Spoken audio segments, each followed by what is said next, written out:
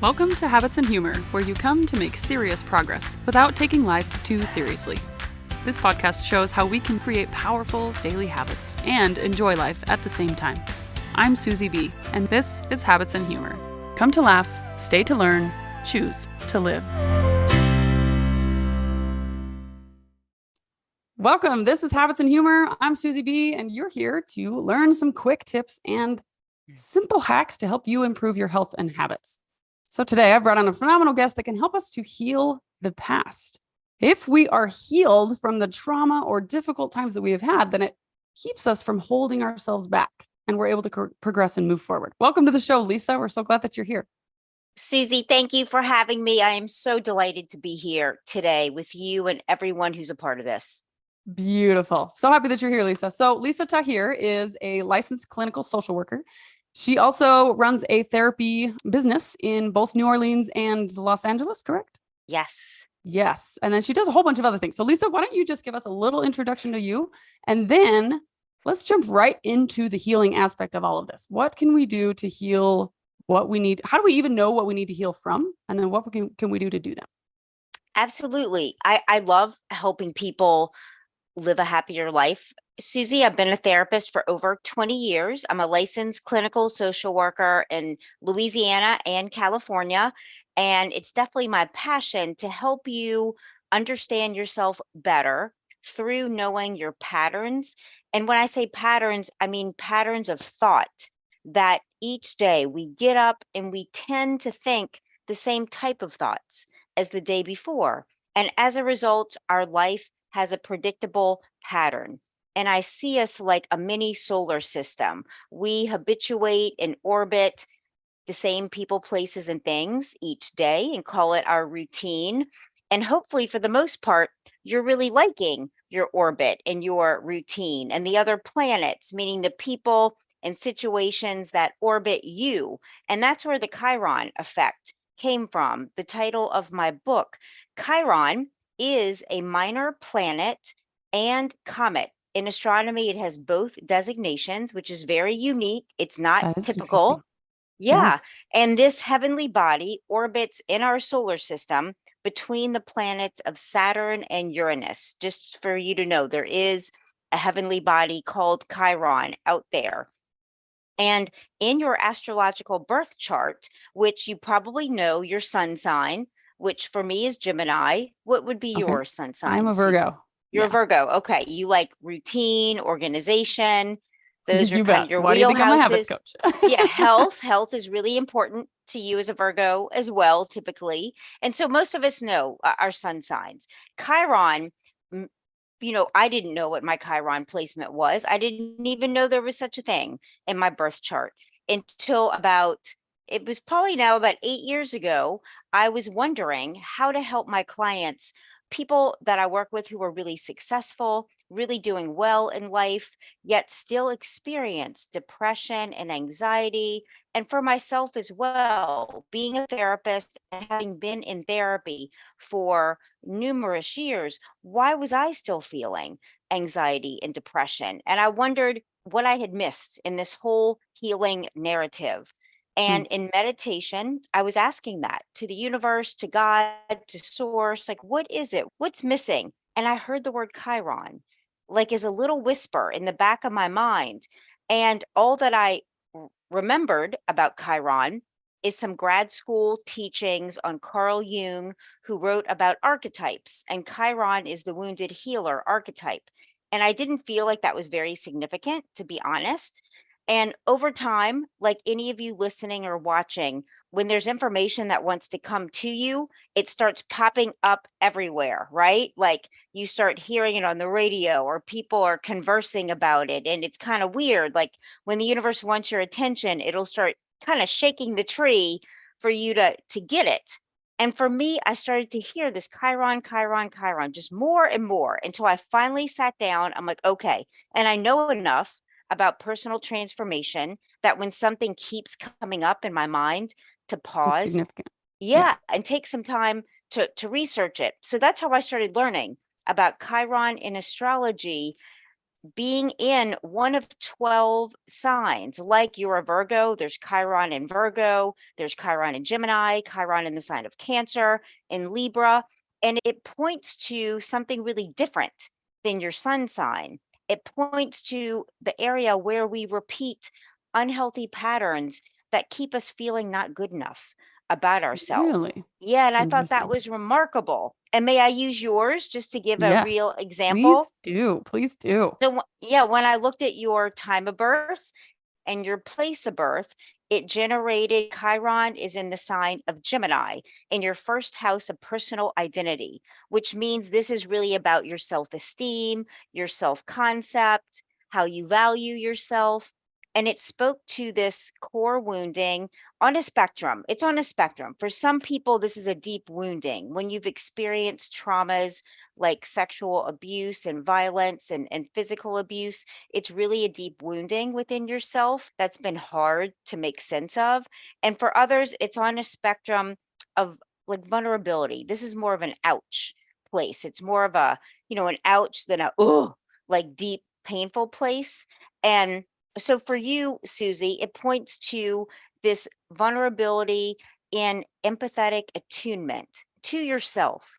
And that shows up as you may be prone to comparing yourself to others and feeling like you're not good enough or you're not where you're meant to be, and really being hard on yourself, though you're really successful and you've done so much. And it's like this potential hamster wheel of performance and doing and really creating a lot of good in the world, but not fully like realizing it for yourself.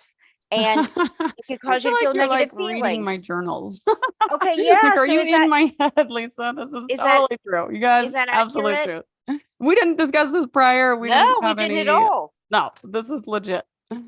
Yeah, and it's really about upgrading your communication to yourself about yourself, more affirmations, more recognizing and enjoying your success, like really taking some time to celebrate with yourself, with friends, with your audience, to really feel good about yourself right now for everything you've done, and knowing that when you create, to do it from a place of overfill, of like joy versus feeling like you have to keep doing that.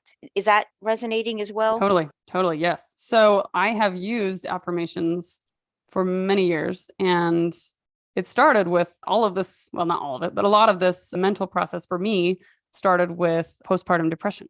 And I Okay. didn't know that I had it. It was undiagnosed for about a year and a half before I finally Wow. figured out that's what I was dealing with. But that was just a constant cycle in my head. I was super hard on myself, and any mistake that I made, became this colossal thing. I remember one day I forgot to pick up my kids. I thought they were riding the bus home and they were waiting for me at the school. So they'd been waiting for maybe 15 minutes before they called, and I Oh, spiraled so hard that day. yes. I mean, who has raise your hand if you forgot your kids at school? Like, it's probably not a big deal. And looking back on it now, I can see that. But in the moment, You were every single so hard mistake on I made yourself. was so Yes. colossal.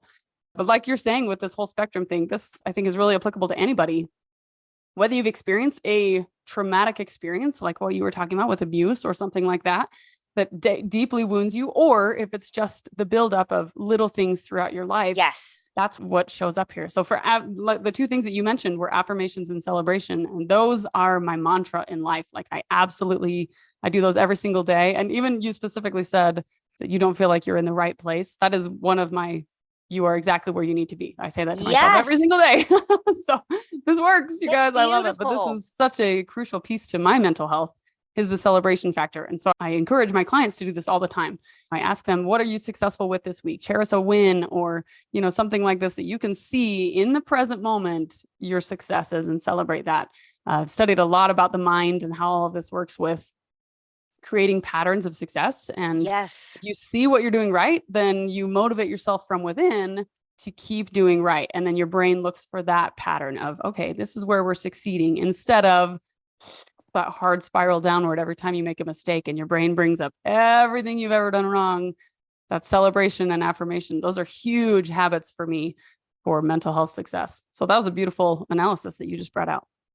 Thank you. And to add to that, since Chiron is in Gemini in your chart, Gemini has to do with communication.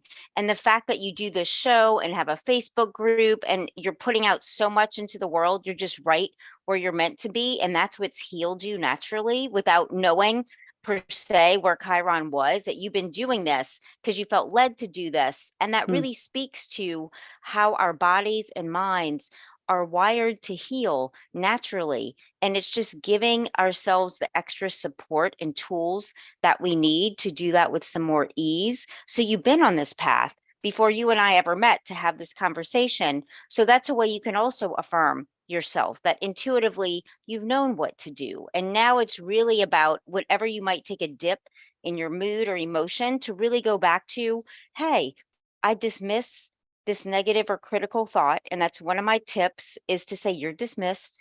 We think up to 70,000 thoughts a day. That's a ton of thoughts. And there is no way that we can capture all of those, but we tend to notice the ones that don't feel good because our mood takes a dip, or you feel like like in the pit of your stomach or in your heart, you might start feeling some tension in your chest. And that can indicate to pause and ask, what am I thinking? And if it's something that doesn't feel good, you're dismissed. I even had that this morning, pouring my coffee and thinking, am I going to add value to Susie's show? And that didn't feel good. And I was like, you know what? You're dismissed because this is a co creation. Of course, it's going to be valuable because we're doing this together, being absolutely. authentic. Yeah. And so it's a little tool I use to dismiss the thoughts that don't feel good and identify how I'd like to feel. It's like I want to feel connected to you and the audience and just share what my experience has been. And in doing that, people can choose if this resonates with them or not. That's not my job. My job is just to kind of be the mouthpiece of Right. information to flow through. Right, right. Yeah, you can lead a horse to water, but you can't force them to drink. I love Right. this. And in terms Yeah. of the value that you're bringing is huge. I just absolutely love this. Such a interesting perspective on my own personal life, but then it's so applicable to everybody here. So in your book, do you break down how the I do. process works with each sun sign? Yeah. So the book starts by inviting us to be a container for our own change. And I see us, our bodies, our minds, we contain our life experience in our minds through our emotions. And I invite you to light a candle, as you did, Susie, when we started, and maybe take 20 minutes each time you read my book, because I'm really taking you by the hand and walking you through reflecting on experiences in your life where you both felt loved and valued, as well as times when you didn't. And then what meaning did you make about yourself, especially the times when you didn't feel valued? Because that's what sets your orbit today is we can only go as far as our largest limiting thought. And I really want to help you shift the limits into possibilities by learning to value yourself, by learning to have self empathy and forgiveness instead of being so hard on yourself for when the example you gave, Susie, when you forgot to pick up your kids. It was 15 minutes and it gave them an opportunity to reach out to you and connect, and you dropped everything. And I bet your kids feel more valued through that experience than just even the routine pickup because you showed up for them like on a dime, and that caused them to feel really important. Well, I certainly hope so. Because in my brain, it feels like, okay, they were totally forgotten. And Less not at important. But the all. fact that you're shifting this in my mind, this is such a beautiful concept. I And that appreciate really, that. yeah, thank you. And that it's really a precursor for change, to be willing to see things differently, to also have some hope, and to try some new things to see how they work. I'm really big on 30-day experiments because I think it can take 30 days to really start out a new habit and get to try it out and have some trial and error, because you might not be showing up every day, but in 30 days probably you're going to do it more often than not, and you get to start to feel how a new habit affects your life. And for Mm. me it was meditation. I'm going to try to meditate for 30 days. And I started with guided YouTube meditations that were really effective, 4 to 10 minute meditations, because I felt like I can give that time and it's not too much of a hardship on my schedule, and kind of try out a new behavior to see how it affects me. And it started to radically improve my life to take 4 to 10 minutes to meditate. And so that's another tool that I use is meditation, and guided ones are really effective versus just sitting there in silence with our mind like going all over the place. I think that takes some training to work up to. I agree And with that. Yeah. what do you think about that? I love meditation. And I agree that when you're open to change is where you start to change. And whether, I mean, whatever you worship, whatever your source is, mine Yeah. personally is God. And so Yeah. I keep God in my conversations constantly. And Mhm. every decision that I have made to communicate what I have experienced has come from a prompting of my Heavenly Father saying, hey, you should write your book, or you should share this with people, or this is information that people need, or even just, giving a talk.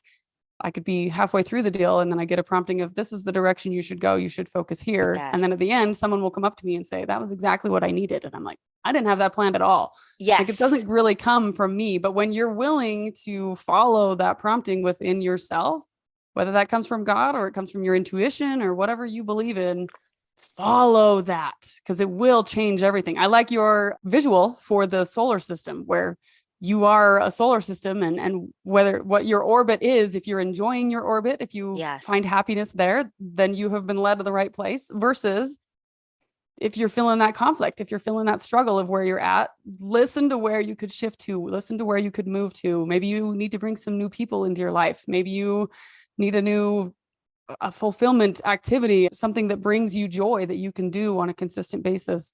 And then, of course, once you find the thing that feels good, turn it into a habit and do it every Yes. day, or not every day, but more days on than off. And this is a beautiful idea and a whole concept here. So in terms of healing, you talked about meditation, and that's where you can sort of get that intuition and get that inspiration of what to do next. Mm-hmm. How do we know what we need to heal from? And does it matter? Like, I don't necessarily know that I was like, all right, I'm really hard on myself and I have a lot of self-doubt. I'm going to take these steps to fix that. Or is it just like, this is what I feel like I should do. I'm going to take action first and then the results will follow. I think either starting point that you just spoke is fine and will work. In my book, I actually give suggestions, 5 takeaway steps to start, depending on where Chiron is in your birth chart. And say, for example, for you, Susie, Chiron in Gemini is a takeaway is before speaking to a person or group, take a moment to collect your thoughts and clearly identify in your mind what needs to be said, and to take the risk that it's going to be right on, because we all might, you might have some doubt, of course. And it sounds like you've had this experience where you feel led midstream to share something you hadn't intended. And then someone comes up and is like, thank you. That's just what I needed to hear. So Right. again, you're already trusting yourself in this way. And so But I didn't there's, start there, people. I did not start there. So if you're like, I don't feel like I'm inspired to do the thing, you have it's a process. yeah. Step one is to think about it and to want it and to take some action to do it. And another example for those people that are born around, Chiron spends about 2 to 8 years in every sign. So people in your age group will have the same Chiron placement, though it might manifest in a different area of your life. And that's what the houses represent in astrology. And for you, Susie, the first house, which is where Chiron is, has to do, like I said, with your personal identity. Nobody knows this about you outwardly. It's something in your own mind that you've struggled with and thought about and have made efforts to heal in your own self-esteem. And for others of you, it might be in, say, the 10th house, in the area of work, your professional achievements and success, where you have these issues that you might be a vulnerability or a wounding. And so it's interesting to see, and you're going to know when you read your placement where this manifests, because it'll be like, oh, that's why maybe in my relationship, my intimate relationship, there's some issues of being misunderstood. And so it helps you kind of know what area to focus upon so that you're not feeling like you're just messed up. I have clients come in and it's like, oh, no, that's not the case. Like, just something's wrong with me.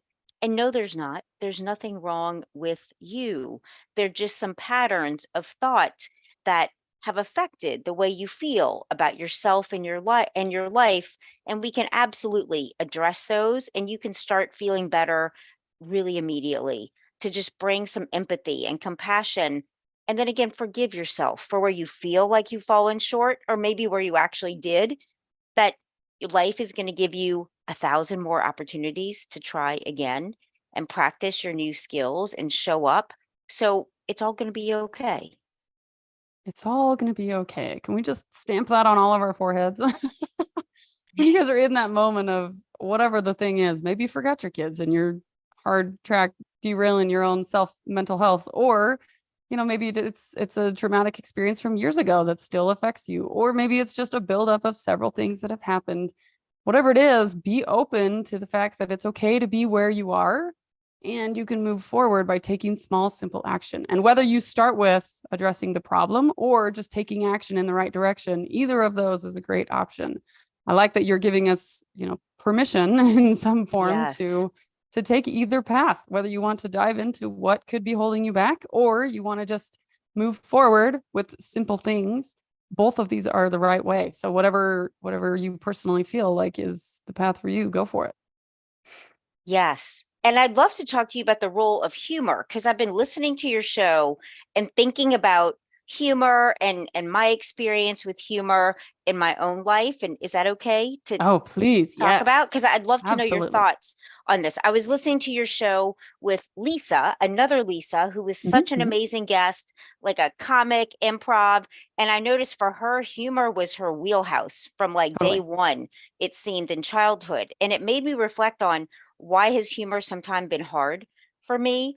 And I feel like somebody listening, this is going to resonate with them. And I started to notice that your guest, Lisa, when you think about kind of the different roles that people that we play in our family of origin, the home we grew up in, and the people that surrounded us, especially when there was traumatic things, we take a role. And Lisa took the role for sure of like the clown, of finding humor to Yes. detract, to turn away from the really traumatic thing she shared happened with her mom, to take that Yes. role of the clown. And that became like a profession for her. And I thought, like, that wasn't the case at all for me or for others. Other roles that you might take would be like the scapegoat, the person that gets blamed for that happens, because you're the one that's like, oh my gosh, this is wrong. Like, you're seeing very clearly what's happening, that the elephant in the room, but not being valued for that, and even being persecuted sometime for that. And humor for that person might come a little harder in their lives because things weren't funny for them. And for others, maybe the helper, the pleaser, the one that always like wanted to help, to make things easier and better, a lot of effort, a lot of work, or the role of the child that always had straight A's, that didn't want to draw any negative attention to themselves. Okay, that was you. And I I think, say I if you're yeah. me. And I think if you weren't kind of that clown persona, humor could be harder for you. So I started to feel into a solution being, we really have to allow ourselves to have joy, allow ourselves to laugh, allow ourselves to just lighten it up a bit. Because growing up in traumatic homes and experiences, things didn't feel light. They felt really heavy. You were walking on eggshells, like wondering when the next shoe is going to drop. And I think once you've gone through that and you're out of it, you're in your adult life, we're still perceiving, where's that other shoe going to fall from and how do I prepare, versus being in our joy. And the healing is about releasing that and telling yourself, I am safe now, and maybe I don't feel safe. So, what do I need to learn to know that I am safe, and to laugh, to give yourself permission to laugh and to lighten up? And I love funny movies. Like, I really only watch funny movies and some action movies. And because I enjoy laughing now. And last night, the Carol Burnett's 90th birthday show was on. And that woman is so funny. And I was reminded of that show was on in my house growing up, and I had forgotten, so to really look for where humor can show up in your life, because it's so healing to laugh.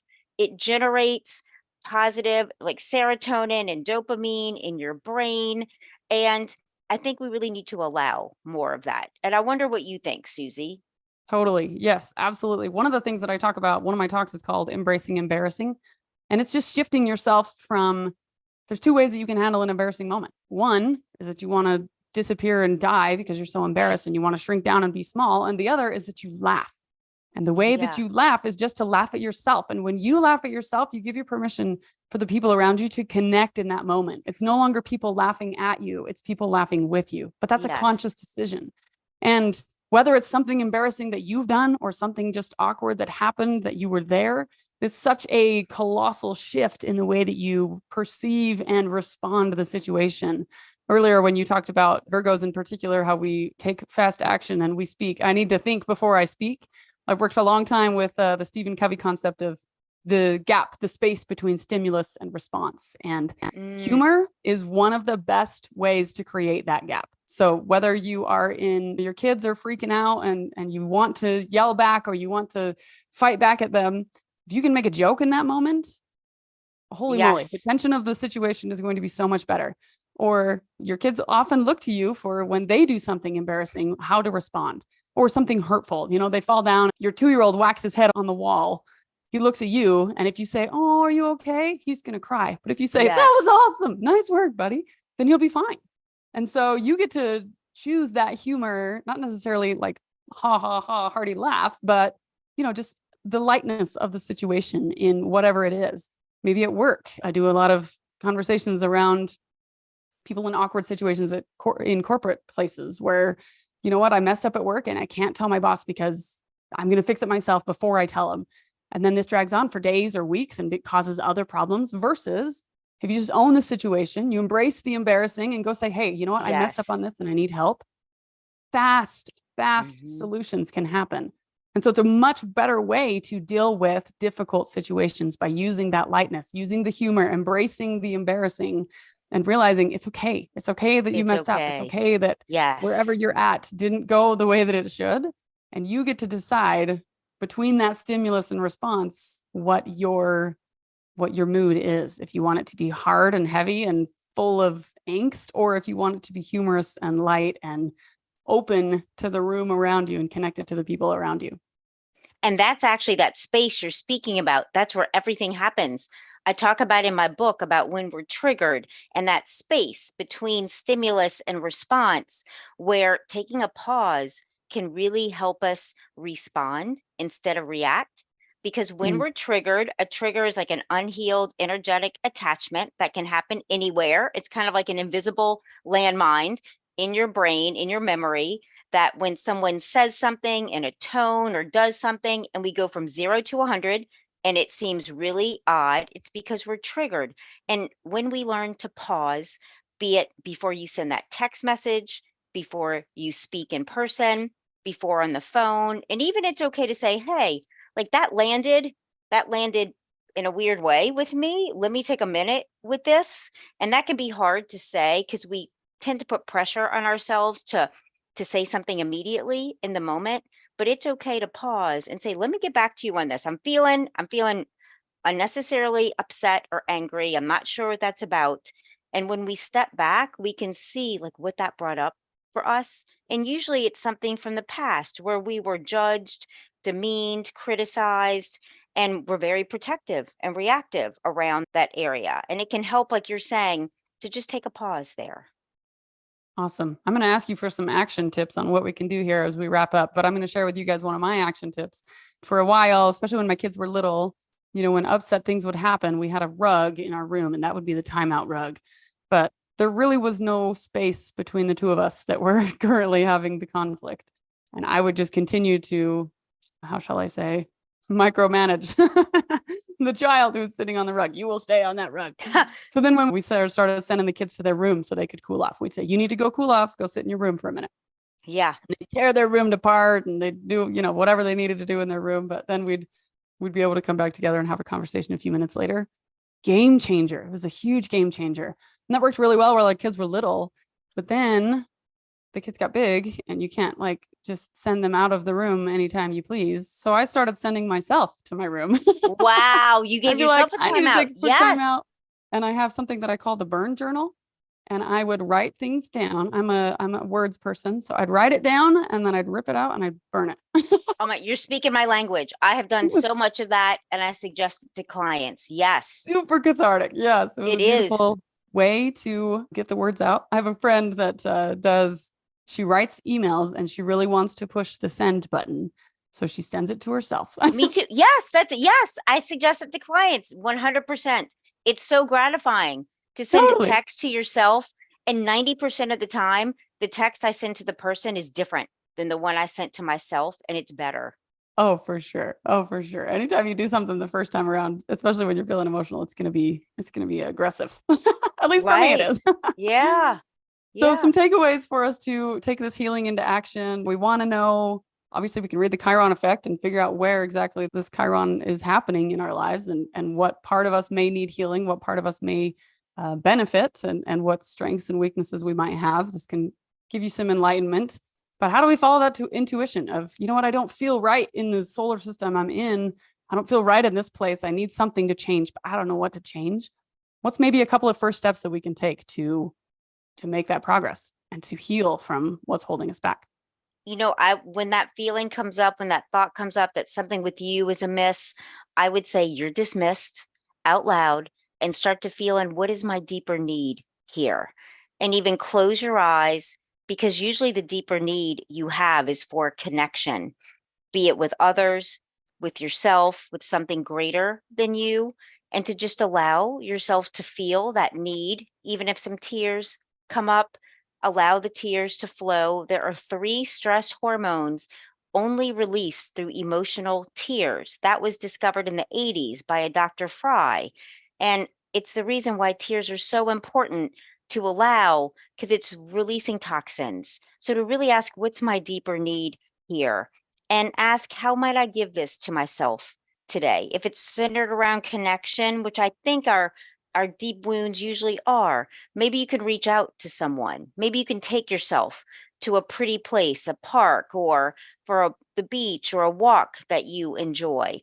I And like right there. I'm gonna pause you right there. yeah, Sometimes that connection that we're missing is with ourselves. it is. Oftentimes we Yeah. think, okay, I need to reach out to more people. I need to surround myself with people, people, people.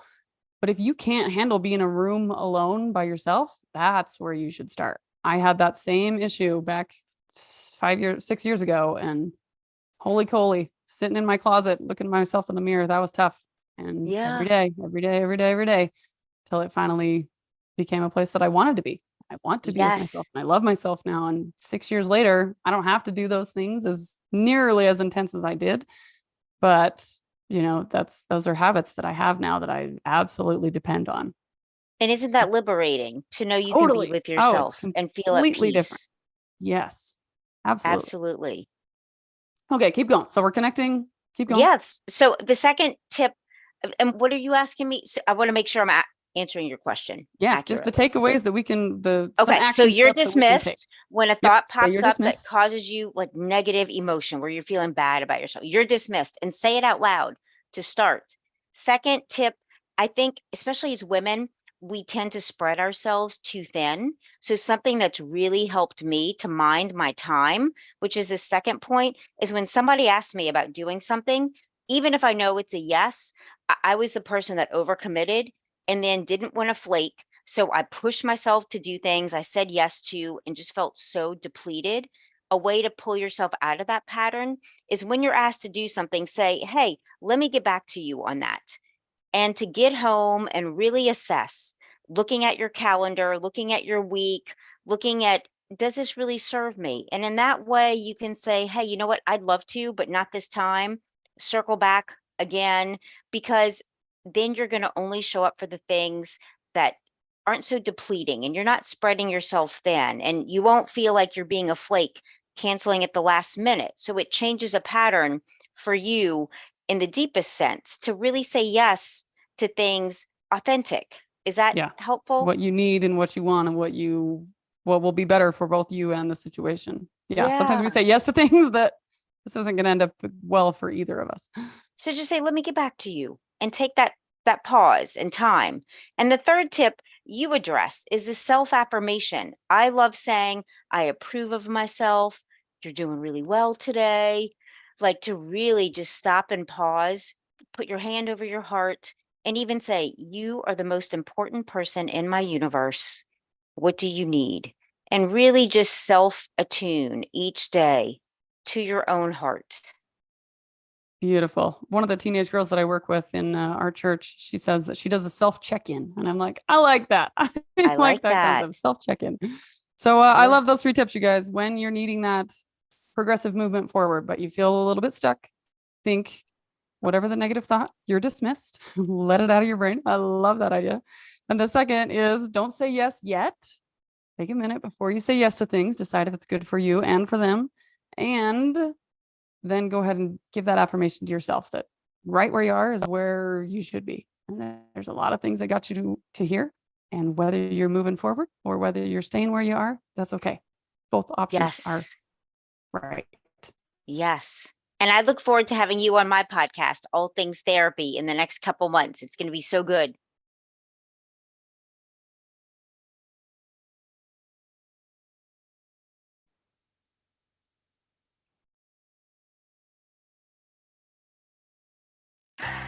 Thanks for joining us this week on Habits and Humor, where you come to learn about health and habits and then take action. If you're ready to take action, join our free Healthy Habit Challenges every month in the Habits and Humor Facebook group, where we master one healthy habit at a time.